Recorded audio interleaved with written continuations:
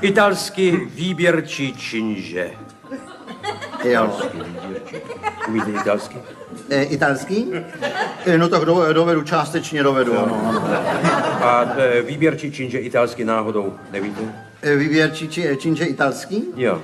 No tak výběrčí činže, to je italský, myslí, jako Italský je psáno. Italský výběrčí činže, to je ten...